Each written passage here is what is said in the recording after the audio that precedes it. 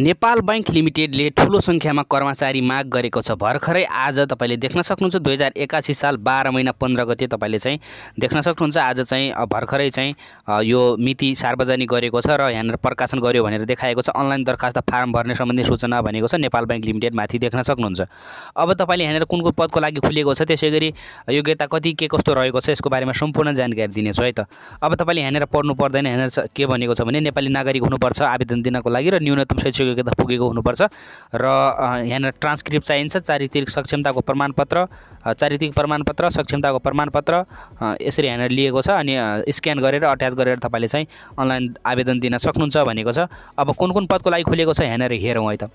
पहिलो रहेको छ प्रबन्धक पदको लागि खुलेको छ। सीए पढेको हुनुपर्छ। यसको लागि चाहिँ 8 जना माग गरेको छ। खुल्लाबाट 2 जना भने महिलाबाट 1 जना माग गरेको छ र यहाँनिर के भनेको छ भनेपछि मान्यता प्राप्त शिक्षण संस्थाबाट चाहिँ चार्ट र एकाउन्टेन्सी प्रमाणपत्र प्राप्त गरी नेपाल सरकारको निजामती सेवा, सरकारी सेवा, बैंक तथा वित्तीय संस्था वा विद्यालय वा शिक्षक सेवा वा प्रचलित कानुन बमोजिम दर्ता भएका सङ्गठित संस्था वा अन्तर्राष्ट्रिय सङ्घ संस्थाको अधिकृत स्तरको पदमा कम्तीमा 5 वर्ष सेवा गरेको भनेको छ, अनुभव गरेको माग गरेको रहेछ।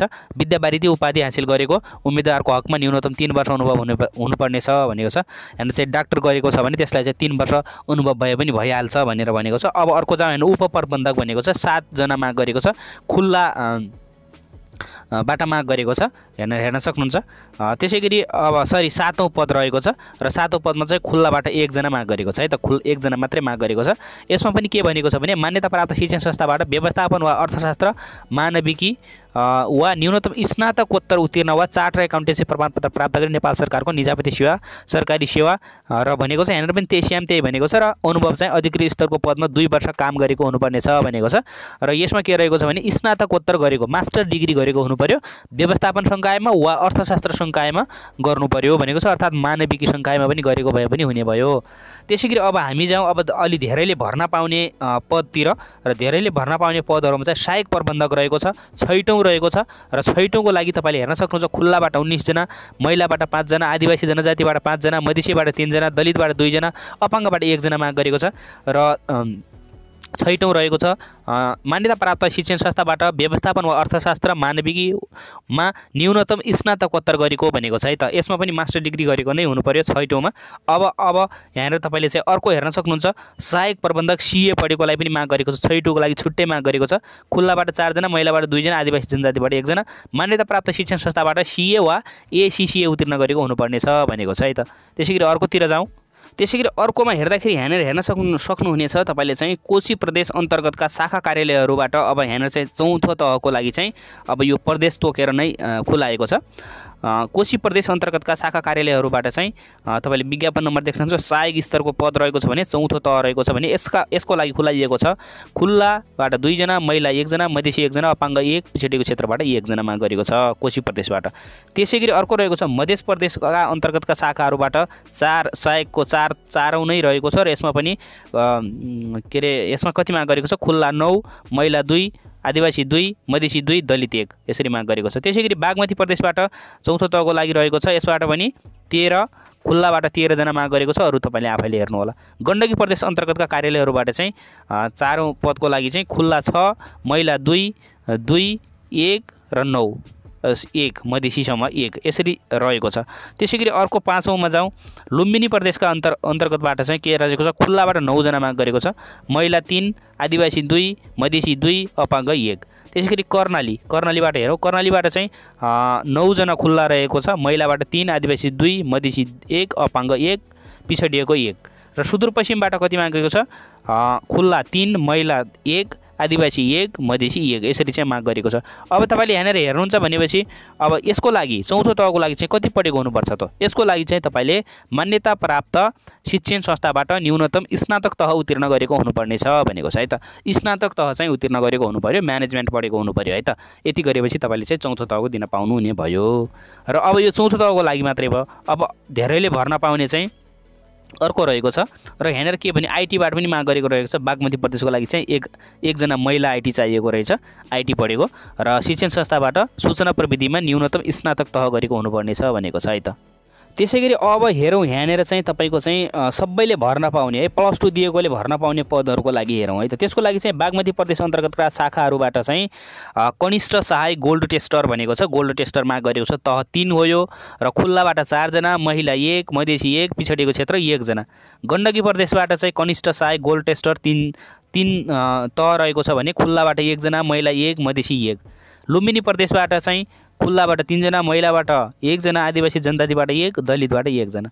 कर्णाली प्रदेशबाट खोलेको छ, खुल्लाबाट 2 जना मात्रै, महिला 1, मधेसी 1। यसरी चाहिँ खोलेको छ गोल्ड टेस्टरको लागि र यसको लागि चाहिँ तपाईँले +2 पास गर्नु पर्यो है। मान्यता प्राप्त शिक्षण संस्थाबाट प्रमाणपत्र +2 लिएको हुनुपर्ने छ, +2। यसको लागि चाहिँ तपाईँले म्यानेजमेन्ट नै पढेको हुनुपर्छ है। म्यानेजमेन्ट पढेको भएपछि तपाईँले चाहिँ दिन पाउनुहुन्छ। र अरू कुरा अब जस्तै हेर्न चाहनुहुन्छ भने विज्ञापन सम्बन्धी विशेष सूचनाहरू तपाईँले चाहिँ यहाँनिर स्क्रिनसट लिएर पढ्नु होला है। ल कतिको देखिएको छ मैले यहाँनिर पढिनँ। र अब यहाँ तल भनेको छ सेवाको किसिम थाहै रहेको छ। तलबहरू चाहिँ प्रचलित नियमअनुसार हुने भयो र उम्मेदवारको उमेर चाहिँ के हुन्छ भनेपछि यहाँनिर अनलाइन दरखास्त दिने अन्तिम मिति 1 महिना 4 गतेसम्म। प्रबन्धक पद सिए पद 21 वर्ष पुगेको 45 नानागेको हुनु पर्यो। उपप्रबन्धकको लागि चाहिँ र सहायक प्रबन्धकको लागि चाहिँ तपाईँको 21 वर्ष पुरा भई 35 वर्ष नानागेको हुनुपर्ने छ भनेको छ। त्यसैगरी अब अर्को यहाँनिर चाहिँ सहायक आइटीको लागि चाहिँ र कनिष्ठ सहायक गोल्ड टेस्टरको लागि चाहिँ 18 वर्ष पुगेको र 35 वर्ष नानागेको हुनुपर्ने छ भने महिलाको हकमा 5 वर्ष थप हुनेछ, 40 वर्ष हुनेछ भनेको छ। उम्मेदवार छनौट विधि चाहिँ के हुन्छ? लिखित परीक्षा हुन्छ, अन्तर्वार्ता हुन्छ है। कनिष्ठ तह 3 कनिष्ठ सहायकको लागि पदको हकमा चाहिँ प्रयोगात्मक परीक्षा समेत हुनेछ भनेको गोल्ड टेस्टर भनेको तपाईँले चाहिँ सुनहरू सकली हो कि नक्कली हो चिन्ने त्यस्तो टाइपको चाहिँ यो प्रयोगात्मक परीक्षा चाहिँ हुनेछ है त। त्यसैगरी अन्य सेवातर्फ चाहिँ नेपाल बैंक लिमिटेड कर्मचारी सेवा नियमावली 2079 बमोजिम हुनेछ भनेको छ। परीक्षण काल अवधि 1 वर्ष, महिला कर्मचारीलाई 6 महिना हुनेछ। परीक्षण चाहिँ 1 वर्ष चाहिँ परीक्षण काल हुनेछ, त्यसपछि थाहै हुने हो।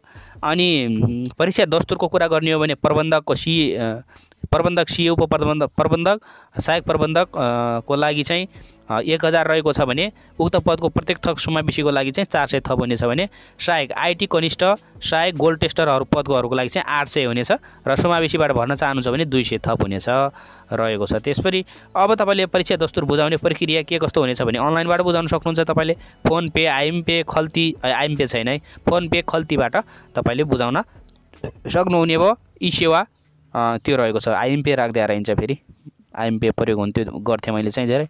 अब पेमेन्ट चाहिँ सक्सेसफुल भइसकेपछि सबमिटेड नभएको खण्डमा चाहिँ थप 7 दिनसम्म दोब्बर दस्तुर लाग्नेछ भनेको छ र पेमेन्ट सक्सेसफुल सबमिटेड यो पढ्नु होला आफैले। र लिखित परीक्षा लोकसेवा आयोगबाट हुनेछ। लिखित परीक्षा कार्यक्रम परीक्षा केन्द्र अवधि पछि प्रकाशित हुनेछ। अहिले चाहिँ नोटिस मात्रै निकाल्यो, यो चाहिँ परीक्षा चाहिँ पछि हुनेछ भन्ने कुरा चाहिँ यहाँनिर लेखेको छ। छनौट भई नियुक्त गरिएका कर्मचारीहरूले बैंकले खटाएको जुनसुकै कार्यालयबाट काम चाहिँ गर्नुपर्ने छ भनेको छ। र अनलाइन सम्बन्धी तपाईँले चाहिँ केही ब्याङ्किङ सम्बन्धी क्लासहरू लिन चाहनुहुन्छ भने तपाईँले चाहिँ युट्युबमा गएर अनलाइन पढ्ने घर भनेर च्यानललाई छ, तपाईँले चाहिँ सब्सक्राइब गर्न सक्नुहुन्छ। एजुकेसनल च्यानल रहेको छ अनलाइन पढ्ने घर, 9K सब्सक्राइबर्सहरू रहेका छन्, तपाईँले चाहिँ हेर्न सक्नुहुन्छ। र यहाँनिर सम्पूर्ण चाहिँ डिटेलहरू तपाईँले चाहिँ यहाँ पाउनुहुनेछ। विभिन्न कुराहरू तपाईँले चाहिँ यो ब्याङ्किङ सम्बन्धी विभिन्न क्वेसनहरू, त्यसैगरी एमसीक्यू सम्बन्धी क्वेसनहरू, त्यसैगरी अरू तपाईँले चाहिँ मोटिभेसन भिडियोहरू पनि र तपाईँले चाहिँ कसरी सफल हुने भन्ने कुराहरू तपाईँले चाहिँ यो च्यानलमा चाहिँ पाउन सक्नुहुनेछ। र तपाईँले चाहिँ अनलाइन पढ्ने घर च्यानललाई सब्सक्राइब गरेर जोइन हुनुहोला। र तपाईँले यो च्यानलबाट कति गएर तपाईँले जोइन हुनुहुन्छ त्यो च्यानलमा अनलाइन पढ्ने घरको च्यानलको फर्स्ट भिडियोमा भर्खरै रिसेन्ट अपलोड भएको भिडियोमा चाहिँ तपाईँले सब्सक्राइब गरेर तपाईँले चाहिँ कमेन्ट गर्नु होला है त, एजुकेसनल सपोर्ट्स भनेर त्यहाँनिर कमेन्ट गर्नु होला। म चाहिँ थाहा पाउनेछु कतिजना जानुहुन्छ है त। र अर्को यहाँनिर के लेख्यो भने 1 भन्दा बढी विज्ञापनमा अनलाइन दरखास्त फारम भर्दा प्रत्येक विज्ञापनको लागि अलग अलग नै दरखास्त दस्तुर प्रणाली गर्नुपर्ने छ। 1 भन्दा बढी यसरी चाहिँ लेखेको छ। अब तपाईँले दरखास्त दिने वेबसाइट फारम भर्ने नेपाल बैंकको लिमिटेडको वेबसाइट www.nepalbank.com.np बाट करियर अप्सनमा जाने, त्यसपछि भ्याकेन्सी अप्लाई फर भ्याकेन्सी भन्ने बटनमा क्लिक गर्ने, त्यसपछि तपाईँले चाहिँ आवेदन दिन सक्नुहुन्छ। यति रहेको छ र तपाईँले चाहिँ अब भर्खरै खुलिसकेको छ, जानकारी लिन सक्नुहुनेछ। सम्पूर्ण जानकारी लिइसक्नु भएको छ। आजको लागि यति नै, धन्यवाद, नमस्कार।